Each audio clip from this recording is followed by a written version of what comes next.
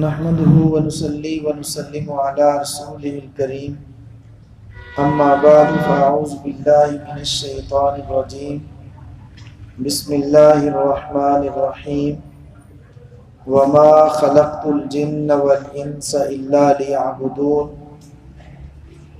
صدق الله العظيم وصدق رسوله النبي الكريم ونحن على ذلك لمن الشاهدين والشاكرين والحمد لله رب العالمين ان الله وملائكته يصلون على النبي يا ايها الذين امنوا صلوا عليه وسلموا تسليما اللهم صل على سيدنا ومولانا محمد وعلى آله وأصحابه وأزواجه وذرياته وبارك وسلم استغفر الله تعالى ربي من كل ذنب وأتوب إليه استغفر الله تعالى ربي من كل ذنب وأتوب إليه استغفر الله تعالى ربي من كل ذنب وأتوب إليه۔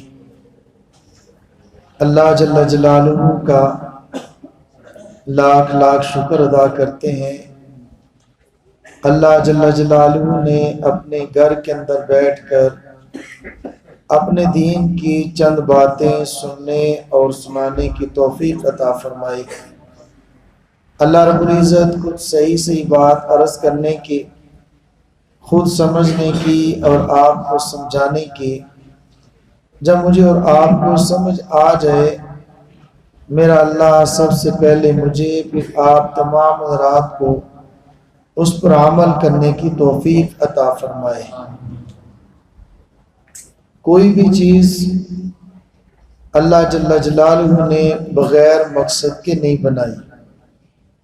ہر چیز کے بنانے کا مقصد ہے، ہر چیز کی پیدائش کا مقصد ہے۔ انسان اگر کوئی چیز بناتا ہے، خواہ چھوٹی سے چھوٹی ہو، تو وہ بھی بغیر مقصد کے نہیں بناتا۔ مثال کے طور پر سامنے لگی ہوئی لائٹ انسان نے بنائی ہے، کس لیے؟ روشنی حاصل کرنے کے لیے۔ ایک لائٹ جلائیں، اندھیرا ہے، لائٹ جلے گی، اندھیرا ختم ہو جائے گا، روشنی آ جائے گی۔ سامنے لگا ہوا مائک بنانے کا مقصد آہستہ اور تھوڑی بھی آواز کے ساتھ بولو تو دور علاقے تک، دور دراز تک، جہاں جہاں لاؤڈ سپیکر کی آواز جائے گی، وہاں تک لوگوں تک آپ کی آواز کو پہنچا دے گا۔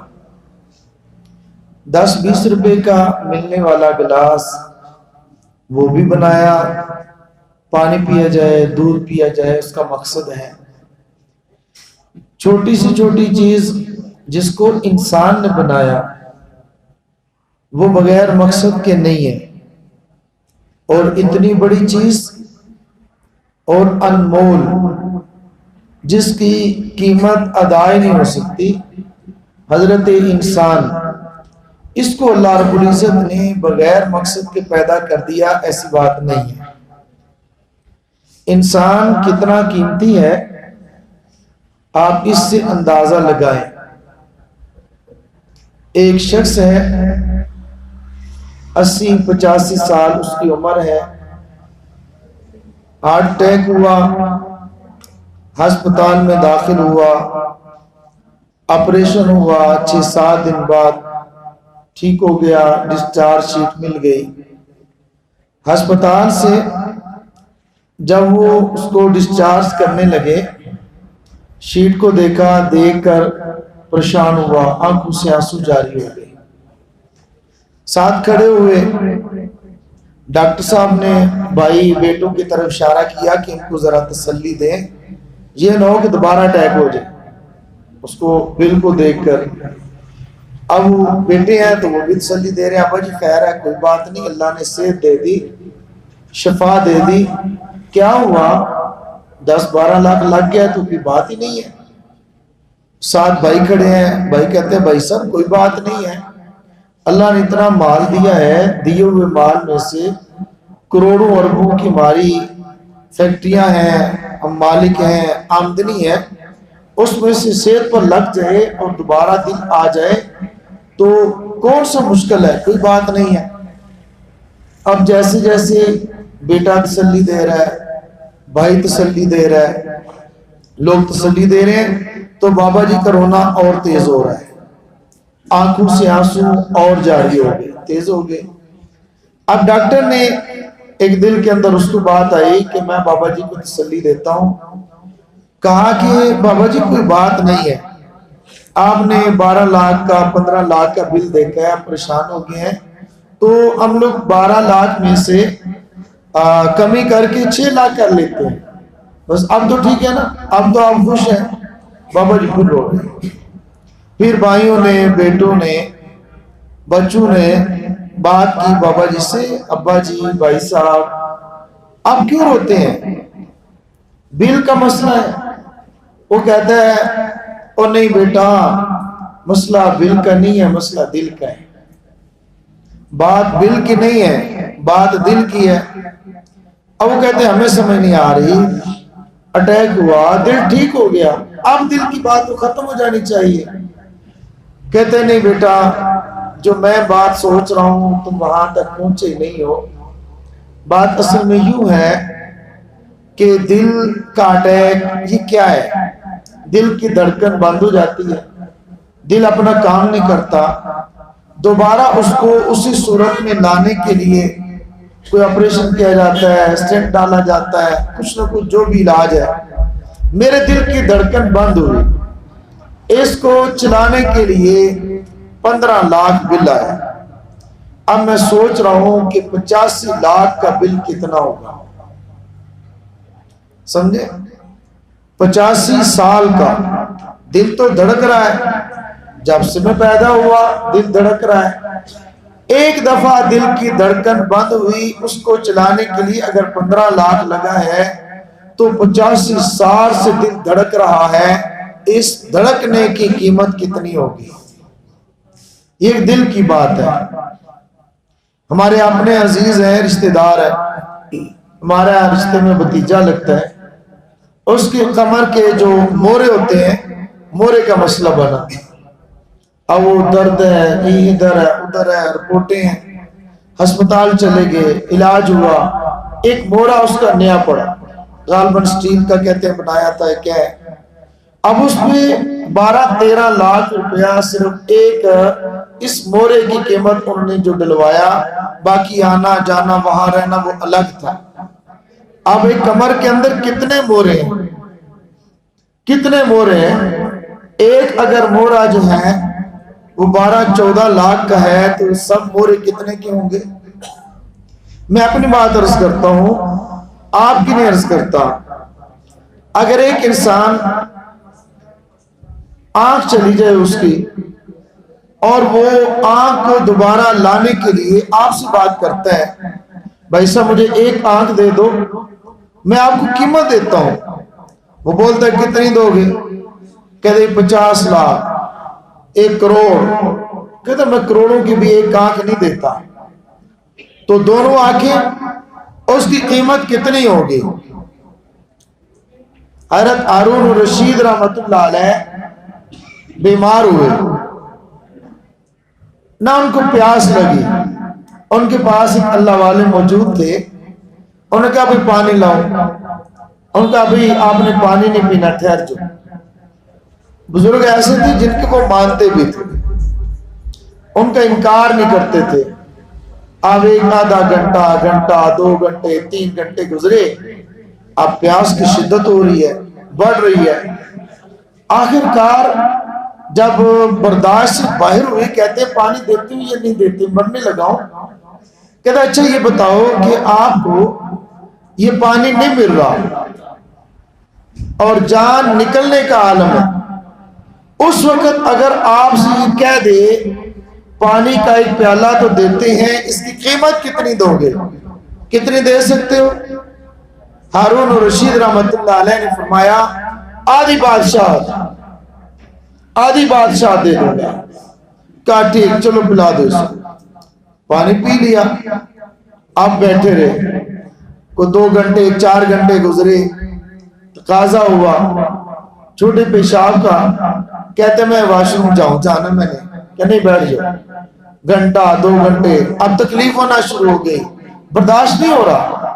اچھا یہ بتاؤ کہ اس طرح آپ کا پیشاب نہیں آ رہا اور کوئی حکیم علاج کرتا ہے یا کسی نے آپ کو گرفتار کر لیا، آپ کا حاکم جس کے قبضے میں آپ ہیں، اور وہ کہتے ہیں کہ آپ کتنا مجھے دو گے کہ آپ کو میں پیشاب کی اجازت دوں، کر سکتے ہو، آپ بتلاؤ۔ اس نے کہا آدھی قیمت۔ ان اللہ والوں نے کہا ایک پانی کا پیالہ، آدھی قیمت اندر جانے کا، آدھی قیمت، آدھی بادشاہ باہر آنے کا۔ تو خلاصہ یہ کہ ایک پیالے کے بدلے میں پوری کی پوری سلطنت، بادشاہت۔ میرے عزیز دوستو، ایک کی بات نہیں کر رہا، ہمارے دادا پیر حضرت پیر ذوالفقار احمد نقشبندی دامت برکاتہم، وہ ارشاد فرماتے ہیں کہ ایک دفعہ امریکہ کے اندر میرا جانا ہوا، وہاں بیٹھے تھے، بیان شروع ہو گیا۔ میرے ایک مرید تھے اور تھے وہ خود بھی ڈاکٹر، اور وہ ٹیک لگا کے بیان سن رہے تھے۔ پورا بیان سن لیا، ختم ہوا۔ اس کے بعد میں نے ان کو کہا آپ میرے مرید ہیں، آپ میرے مرید ہیں، شیخ کے سامنے ٹیک لگا کر بیٹھنا یہ تو بے ادبی ہے، اور آپ بے ادبی کے ساتھ بیان سن رہے ہو، اس طرح نہیں کرنا چاہیے۔ اب وہ رو پڑے، رونے کی بات کہا کہ حضرت دل میرا بھی نہیں چاہتا کہ میں ٹیک لگا کے آپ کا بیان سنوں، دل چاہتا ہے حشاش بشاش ہو کر آپ کا بیان سنوں، مجبور ہوں۔ آپ فرمائے تو میں مجبوری بتا دوں۔ میں نے کہا جی بتلاؤ، میں نے کہا بتلا دو۔ اب اس نے کہا کہ حضرت آپ ذرا اندازہ کیجئے، کھانا کھاتے ہیں، گلے کے اندر 2 نالیاں، ایک نالی خوراک کی ہے اور ایک نالی سانس کی ہے۔ جب لقمہ منہ کے اندر، حلق کے اندر جاتا ہے تو یہ کھانے والی جو نالی ہے یہ کھل جاتی ہے اور سانس والی نالی دب جاتی ہے، اس کے کھلنے کی وجہ سے۔ جیسے لقمہ اندر جاتا ہے تو پھر سانس والی نالی کھل جاتی ہے، اور لقمہ جب اندر چلا جائے اس کے اندر ایک والو لگا ہوا ہے جسے کہتے ہیں ریٹرن والو۔ اب اس کا کیا ہے، لقمہ اندر چلا گیا، اب اس کے بعد لیٹ جائے، کھانے والا لقمہ جو اندر گیا یہ واپس نہیں آتا، اور یوں ہے اس کی شکل۔ اب یہ جیسے یہ لقمہ اندر گیا یہ ساتھ اس کے ہے، پھر یہ اڑ جاتا ہے۔ اب یہ نیچے گیا وہ لقمہ اوپر نہیں آتا، اسے کہتے ہیں ریٹرن وال۔ کہتے ہیں میرا وہ خراب ہے، میرا ریٹرن وال خراب ہے، کھانا کھاتا تو ہوں، اتنے سال گزر گئے مجھے لیٹ کر سونا نصیب نہیں ہے، مجھے لیٹ کر سونا نصیب نہیں ہے۔ ہم لوگ صبح کھاتے ہیں، شام کھاتے ہیں اور سوتے ہیں، کتنی بڑی نعمت ہے۔ میں نے اور آپ نے کبھی اس کی طرف توجہ ہی نہیں دی۔ کہتے ہیں کہ ایک میرے مرید تھے، ان کا ایکسیڈنٹ ہوا، ایکسیڈنٹ سے آنکھ متاثر ہو گئی۔ آنکھ یہ جو سفیدی ہے، سفیدی کے اوپر ایک جھلی بنی ہوتی ہے، اس جھلی سے سفیدی اور یہ آنکھ کے اندر یہ سیاہ نقطہ جو ہے، اس سے یہ نظر آنکھ محفوظ ہو جاتی ہے۔ کہتے ہیں کہ ایسا ہوا، وہ متاثر ہو گیا ہے۔ اب طریقہ کیا ہے کہ میں ڈاکٹروں نے ایک ہی طریقہ علاج بتلایا ہے، پانی کے ساتھ اس کو دھوتے رہو، دھوتے رہو گے تو ٹھیک ہے، اگر نہیں دھوتے تو آنکھ کے اوپر ایک جھلی سی بن جاتی ہے اور پھر یہ کیا کہتے ہیں پیلی سی کیا کہتے ہیں اس کو مادہ وہ باہر آ جاتا ہے, آنکھ بند ہو جاتی ہے, چپک جاتی ہے. نہیں دھوتا تو پیلا مادہ گاڑھا کثرت کے ساتھ آ جاتا ہے, آنکھیں بند ہو جاتی ہیں. اگر دھوتا ہوں تو پانی کے زیادہ استعمال کی وجہ سے میرے یہاں پر یہ نشان بن گئے ہیں اور یہ پانی کی وجہ سے تکلیف ہوتی ہے. اب دونوں میں سے ایک صورت ہے, یا اس تکلیف کو برداشت کروں یا اس تکلیف کو برداشت کروں. اللہ کا شکر ہم ان تمام تکلیفوں سے دور ہیں. تو میں یہ بات عرض کر رہا تھا, ایک دل کی قیمت کتنی ہے؟ ایک دفعہ دل کی دھڑکن بند ہو تو اس کو چلانے کے لیے 15 لاکھ اور 85 سال کا بل کتنا بنتا ہے؟ کتنا ایک دل قیمتی ہے. ایک ایک عضو ان ہاتھوں کے پوروں اور جوڑوں سے لے کر ہاتھوں کے پوروں اور جوڑوں سے لے کر تمام ہڈیوں تک لاکھوں روپیہ کروڑوں روپیہ لگ جائے اس کا متبادل نہیں آتا. بہت سارے لوگ ہیں, دیکھا ہوگا دانت لگوایا ہے لیکن وہ دانت چبانے کے کام نہیں آتا. بہت سارے لوگ ہیں وہ ناک تو لگ گئی ہے پلاسٹک کی سرجری ہو کر, لیکن جو سونگھنے کا عمل ہے وہ ختم ہو گیا ہے. کتنی قیمتی انسان کی جان. عرض کرنے کا مقصد یہ ہے, ایک چھوٹی سی لائٹ جس کی قیمت 120 روپے 130 روپے, چھوٹا سا گلاس جس کی قیمت 10 روپے 20 روپے, وہ بھی بغیر مقصد کے نہیں ہے, تو اتنا کروڑوں اربوں کھربوں روپے کا 6 فٹ کا انسان وہ اللہ نے بغیر مقصد کے بنا دیا, ایسی بات نہیں ہے. بات سمجھ آ رہی؟ اب مقصد کے اندر فرق ہے, سمجھنے میں فرق لگا, سوچنے میں فرق لگا.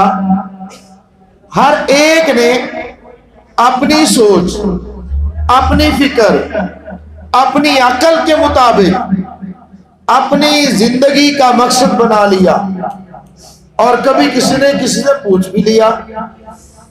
میں اس کی مثال عرض کیا کرتا ہوں سمجھانے کے لیے. یا آپ باہر دیکھیں گے تو یہ کریانے کی دکان ہوگی, ایک ہوٹل ہوگا, ہوٹل پر ایک آدمی مالک اپنے مزدور کو لاتا ہے اور وہ کہتے ہیں کہ آپ نے میرے اس ہوٹل پہ کام کرنا ہے. کہتے جی ٹھیک, تنخواہ کتنی ہوگی؟ تنخواہ آپ کو 30,000 دیں گے. جی ایسا کریں کہ سب لوگ آگے آ جائیں, جو لوگ آ رہے ہیں نا ان کو بیٹھنے کی جگہ مل جائے, جب جمعے کی اذان ہوگی تو وہ لوگ اوپر چلے جائیں گے, بعد میں آگے آ جائیں. سبوں کو فی الحال بے شک توڑ دیں, ابھی ٹائم ہے, آگے آ جائیں. نہیں سمجھے نہ سمجھے, پرانے تو سمجھے نا, طلباء تو سمجھے, چلو نئے علاقے ہیں وہ میری بات شاید نہ سمجھے ہوں گے. اشارے کی ضرورت نہیں ہے, میرے کہنے سے نہیں آئے گی تو آپ کے کہنے سے کیسے آئیے. ہو سکتا ہے آپ کو براہ راست شاگرد ہوں, آپ کی بات مان لیں. جزاک اللہ. جی بات سمجھ گئے.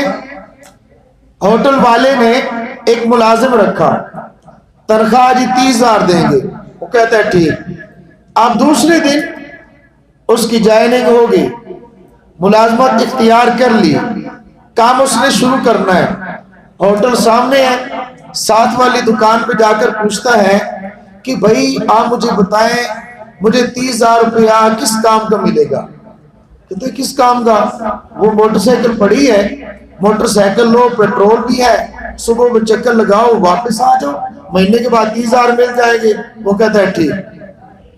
دوسرے کے پاس وہ کہتا ہے کہ بھائی مجھے انہوں نے رکھا ہے, کہتے ہیں 30,000 روپیہ دیں گے, میرا کام کیا ہے, رکھنے کا مقصد کیا ہے؟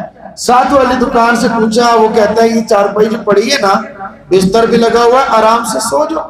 صبح آیا سو گیا, شام تک یہی کرو, مہینے کے بعد آپ کو تنخواہ مل جائے گی. کہتا ہے ٹھیک. آپ تیسرے سے پوچھا, میرے یہاں ہوٹل میں رکھا گیا ہے, آنے کا مقصد, کام کا مقصد. کہتے ہیں مقصد کیا ہے؟ یہ پہاڑیاں ہیں, یہاں سے اوپر چڑھ جاؤ، پھر نیچے آ جاؤ، چڑھ جاؤ، اوپر آ جاؤ، بس یہی کام کرنا ہے۔ کہتے ٹھیک ہے۔ اب کبھی تو موٹر سائیکل پہ چڑھتا ہے، کبھی سو جاتا ہے، کبھی پہاڑی پہ چڑھ جاتا ہے۔ مہینہ گزر گیا، مہینے کے بعد ہوٹل والے سے پوچھتے ہی تنخواہ کدھر ہے؟ کہتے کس چیز کی تنخواہ؟ کون سی تنخواہ؟ کہتے آپ نے کہا نہیں تھا کہ میں آپ کو 30,000 روپیہ مہینے کے دیا کروں گا؟ اوہ اللہ کے بندے تو نے کیا کیا ہے؟ کہتے کیا کیا؟ سوتا بھی رہا، موٹر سائیکل بھی چلاتا رہا، پہاڑی پہ چڑھتا رہا۔ کہتے آپ یہ بتلاؤ کیا میں نے آپ کو اس لیے رکھا تھا؟ میں نے آپ کو اس لیے رکھا تھا؟ وہ کہتا ہے مجھے کیا پتا، میں نے تو اس سے بھی پوچھا، اس سے بھی پوچھا، اس سے بھی پوچھا۔ وہ کہتے ہیں عقل کے اندھے، جس نے تجھے 30,000 روپیہ دینا ہے اس سے پوچھ لیتا۔ رکھا میں نے اور پوچھتا غیروں سے ہے، رکھا میں نے ہے، تنخواہ میں نے دینی ہے اور سوال لوگوں سے کر رہا ہے۔ بالکل اسی طرح ہم نے پیدا ہوئے، بچپن گزاری، لڑکپن جب گزاری، جوان ہوئے، میں وکیل کے پاس گیا، میں سائنسدان کے پاس گیا، میں ڈاکٹر کے پاس گیا، انجینئر کے پاس گیا، جن جن کاموں کے اندر لوگ پڑے ہوئے تھے ان کے پاس گیا۔ جا کر میں نے پوچھا میری زندگی کا مقصد، اس دنیا کے اندر میرے آنے کا مقصد۔ مجھے کسی نے بتلایا ملازمت کرنا، مجھے کسی نے بتلایا اچھا پڑھنا، مجھے کسی نے بتلایا اپنا بینک بیلنس بنانا، کسی نے بتلایا اچھی گاڑی لینا، مجھے کسی نے بتلایا سٹینڈرڈ یا برینڈ قسم کے کپڑے جوتے استعمال کرنا، کسی نے کچھ بتایا، کسی نے کچھ بتایا، کسی نے کچھ بتایا۔ میری آنکھ بند ہوئی، میں اپنے اللہ کے سامنے پیش ہوا۔ میرے اللہ نے مجھ سے پوچھا زندگی کیسے گزاری، کہاں گزاری؟ میں نے کہا یا اللہ فلاں فلاں فلاں کام کرتا رہا، میں نے جو زندگی کا مقصد تھا پورا کیا۔ تو کیا میرے اللہ فرمائیں گے نہیں جس نے پیدا کیا اس سے ہی پوچھ لیتا، جس نے پیدا کیا اس سے ہی پوچھ لیتا۔ میرے عزیز دوستو، مرنے کے بعد پوچھیں گے تو فائدہ کچھ نہیں۔ کاش ہم لوگ زندگی میں اپنے خالق سے ملتے، اپنے خالق سے ملنے کا طریقہ اللہ کی طرف سے بھیجی ہوئی کتاب کو پڑھ لیتے، اللہ جل جلالہ کی طرف سے بھیجے ہوئے پیغمبر امام الانبیاء فخر الرسول سید البشر حضرت محمد الرسول اللہ صلی اللہ تعالی علیہ وسلم سے پوچھ لیتے، زندگی گزار کر جیسے وہ بتاتے گزار دیتے، دنیا میں بھی آخرت میں بھی کامیاب ہو جاتے۔ اب میں نے سائنسدان کو چھوڑ کر، ڈاکٹر کو چھوڑ کر، انجینئر، وکیل سب کو چھوڑ کر اپنے مالک جس نے مجھے پیدا کیا، اپنے خالق جس نے مجھے جوانی عطا کی، اپنے اللہ جس نے مجھے کروڑوں اربوں کھربوں روپے کا یہ جسم عطا کیا، میں نے اپنے مالک سے پوچھا میرے اللہ بتلائیے نا آپ نے مجھے کیوں پیدا کیا؟ میرے اللہ سے میں نے اپنے خالق مالک سے سوال کیا، اللہ کی طرف سے جواب آیا وَمَا خَلَقْتُ الْجِنَّ وَالْإِنسَ إِلَّا لِيَعْبُدُونَ۔ اے حضرت انسان، میں نے آپ کو اپنی عبادت کے لیے پیدا کیا ہے، میں نے آپ کو اپنی عبادت کے لیے پیدا کیا ہے۔ اب لفظ عبادت آئی، عبادت آنے کی دیر ہے، ہم چونکتے ہیں، ہمارے کان کھڑے ہو جاتے ہیں، خصوصاً میرے زمیندار بھائی، خصوصاً میرے تاجر بھائی، خصوصاً میرے کاروباری بھائی، خصوصاً دنیا کے کسی نہ کسی شعبے کے ساتھ وابستہ جب یہ بات آتی ہے کہ عبادت کے لیے پیدا کیا گیا ہے، فوراً ہم سمجھتے ہیں بس اب مولوی ہمارے ہاتھ میں تسبیح دے گا، مسجد میں بٹھائے گا اور کہے گا یہی عبادت ہے۔ ہم لوگ اتنے تنگ ذہن نہیں ہیں کہ صرف مسجد میں بیٹھنے کا نام عبادت کہے، نہیں میرے عزیز دوستو، 24 گھنٹے کی زندگی، 24 گھنٹے کی زندگی ہر شعبہ کے اندر رہتے ہوئے کام کرنا، اللہ کے حکم، حضرت رسول اللہ صلی اللہ تعالی علیہ وسلم کی سنت کے مطابق گزارنا، ہم اس کو عبادت کہتے ہیں۔ حکم اللہ کا، طریقہ حضرت محمد الرسول اللہ صلی اللہ تعالی علیہ وسلم کا۔ یاد رکھیے، بیت اللہ میں جائیں تو جو فرمائیے گا، بیت اللہ میں جائیں اور طریقہ سنت کے مطابق نہ ہو، بیت اللہ میں جا کر طواف کرنا بھی عبادت نہیں ہے۔ سن رہے، بیت اللہ میں جائیں، طواف کریں اور سنت کے مطابق نہ کریں، وہ بھی ثواب نہیں ہے۔ بیت اللہ کو چھوڑ کر بیت الخلاء میں جائیں، سنت کے مطابق بیٹھ جائیں، وہ بھی عبادت بن جاتا ہے۔ اب اس سے بڑھ کر میں اور کیا بات کہہ سکتا ہوں؟ یا اللہ، میں نے عبادت کرنی ہے، میں نے زندگی گزارنی ہے، میری زندگی کا مقصد عبادت ہے، تو یہ بتلائیے کہ میں زندگی کیسے گزاروں، طریقہ کیا ہے؟ میں تو عدالت میں کام کرتا ہوں، کرسی عدالت میں بیٹھا ہوں، عدالت کیسے؟ تبلیغ میں ہوں، تبلیغ کیسے؟ زمیندار ہوں، زمیندارہ کیسے؟ میں تو تاجر ہوں، میری تجارت کیسے؟ میں شادی شدہ ہوں، میرے اولاد، گھر کے معاملات وہ کیسے؟ ہمسائے کے ساتھ معاملات کیسے؟ گاہکوں کے ساتھ آنا جانا لین دین کرنا کیسا؟ سفیر ہو دوسرے ملک میں آنا جانا کیسا؟ سارے سوالات کا جواب اللہ جل جلالہ نے ایک آیت کریمہ کے اندر دیا۔ فرمایا لقد کان لکم فی رسول اللہ اسوۃ حسنہ۔ جس بھی شعبہ زندگی کے اندر کام کر رہے ہو، اس شعبے کے اندر میرے محبوب نے آپ کی رہنمائی کر دی ہے۔ اس شعبے کے اندر پیارے پیغمبر کے طریقے کو دیکھتے جاؤ، اس کے مطابق زندگی گزارتے جاؤ، تمہاری زندگی میرے رسول کے طریقے کے مطابق ہوگی تو وہ عبادت ہوگی۔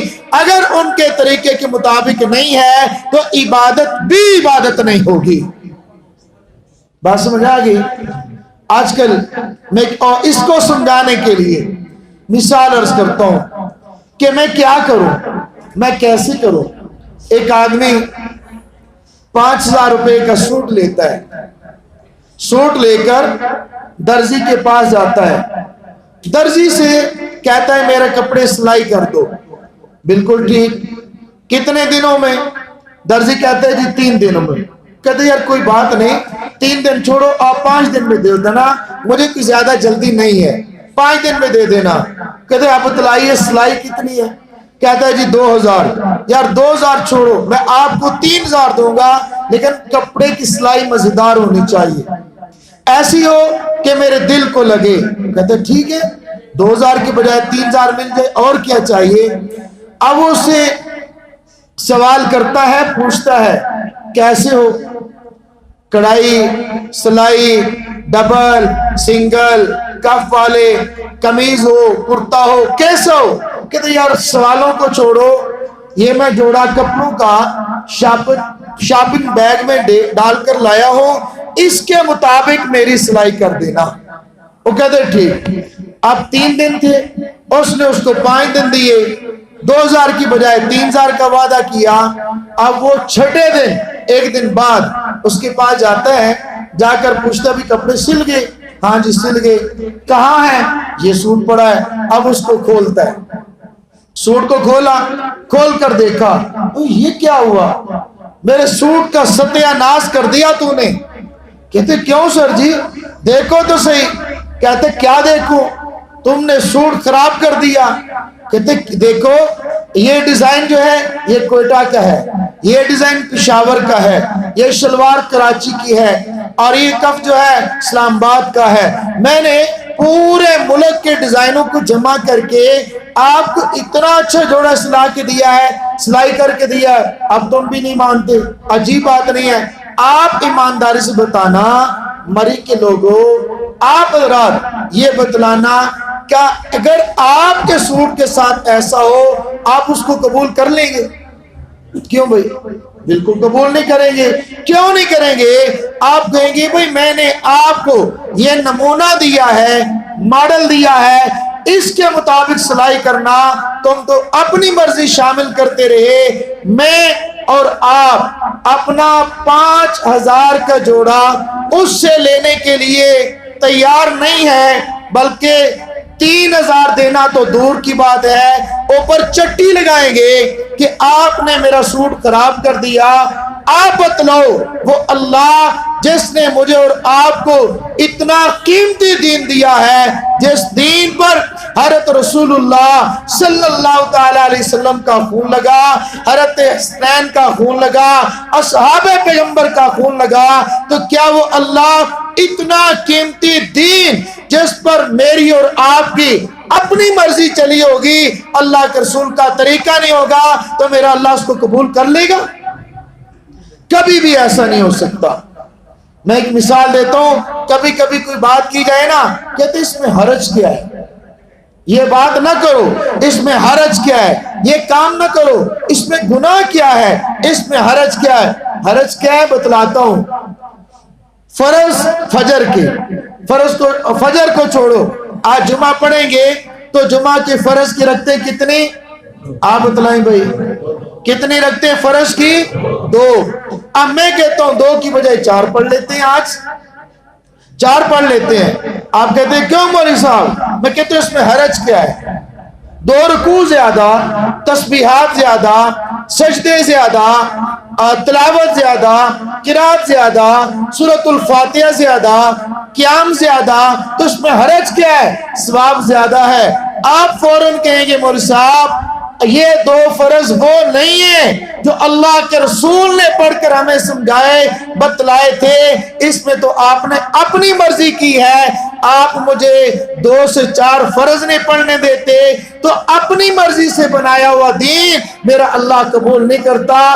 دین وہی ہے جو اللہ اور اللہ کے رسول کی سنت اور شریعت کے مطابق ہوگا، اسی کو دین کہتے ہیں.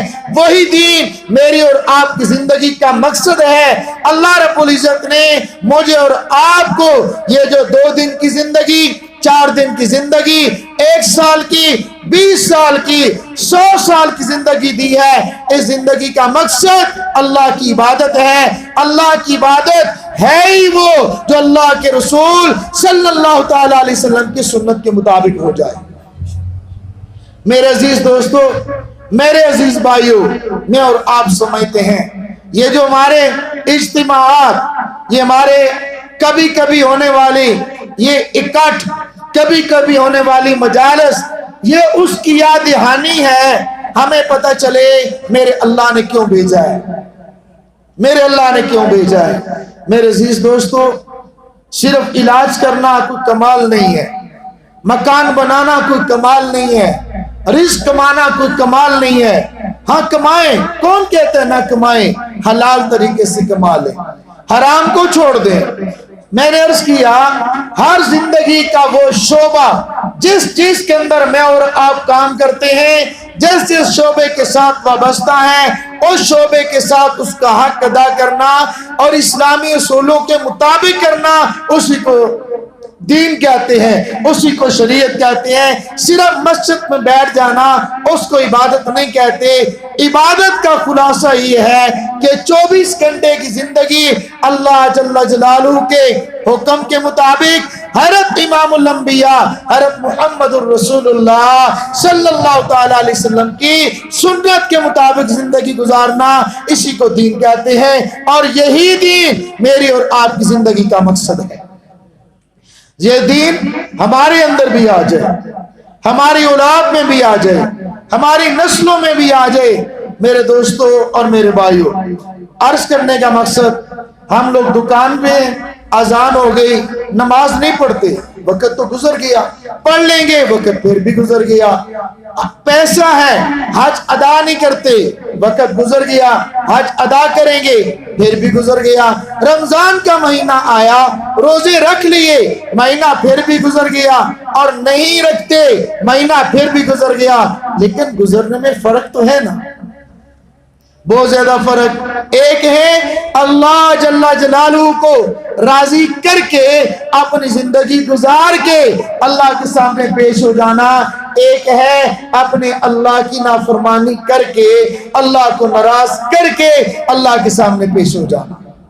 ہم لوگ اپنی زندگی میں اپنے اللہ کو راضی کرنے والے بن جائیں، ہم لوگ اپنی زندگی میں اللہ کی ناراضگی سے بچنے والے بن جائیں، ہم لوگ اپنی زندگی میں اللہ کے رسول حضرت محمد الرسول اللہ صلی اللہ تعالی علیہ وسلم کی مبارک سنت کے مطابق اپنی زندگی گزارنے والے بن جائیں۔ اسی میں کامیابی ہے، اسی میں کامیابی ہے، ورنہ ناکامی ہی ناکامی ہے۔ من چاہی زندگی کا نام ناکامی ہے، رب چاہی زندگی کا نام کامیابی ہے۔ رب چاہی زندگی کا نام کامیابی ہے، من چاہی زندگی کا نام ناکامی ہے۔ بندہ بندگی سے ہے، اور بندگی کے بغیر بندہ بندہ نہیں ہے۔ بندر تو ہو سکتا ہے، بندہ نہیں ہے۔ بندر وہ ہوتا ہے جو شاخ شاخ پہ جاتا ہے، بندہ وہ ہوتا ہے جو ایک در پہ جھکتا ہے اور ایک کا ہی ہو کر رہ جاتا ہے۔ میرے عزیز دوستو، میرے عزیز بھائیو، یہ ہمارے خانقاہی اجتماعات اس چیز کی دعوت دیتے ہیں، ہم اللہ کو راضی کرنے والے بنے، ہم اللہ کو خوش کرنے والے بنے، اللہ کا نام لینے والے بنے، اللہ کی اطاعت کرنے والے بنے۔ ہم اپنی زندگی کا مقصد سمجھیں، بس اپنی زندگی کا مقصد سمجھیں، بس یہی ہماری دعوت ہے اور یہی ہمارا پیغام ہے، یہی ہم چاہتے ہیں، اور اسی مقصد کے لیے اللہ جل جلالہ نے 1,24,000 انبیاء کو بھیجا، خصوصاً امام الانبیاء حضرت محمد الرسول اللہ صلی اللہ تعالی علیہ وسلم کے دنیا کے اندر تشریف لانے کا مقصد بھی یہی ہے۔ ہمارے بزرگوں میں سے ابھی قریب ایک ہمارے بزرگ گزرے ہیں، حاجی عبد الوہاب صاحب رحمت اللہ علیہ۔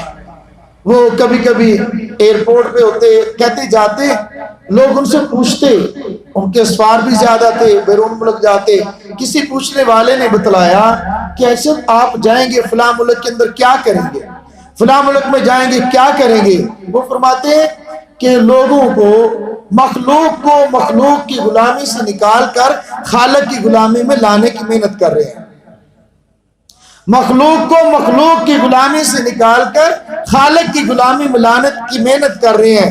یہی ہمارا بھی مقصد ہے، ہم اپنے خالق کی غلامی میں آ جائیں، اپنے مالک کی غلامی کے اندر آ جائیں۔ میرا اللہ مجھے بھی آپ کو بھی اپنا بندہ بنائے، میرا اللہ مجھے بھی آپ کو بھی جو زندگی کا یہ مقصد دین عبادت ہے اس پر عمل کرنے کی توفیق عطا فرمائے۔ وآخر دعوانا ان الحمد للہ رب العالمین۔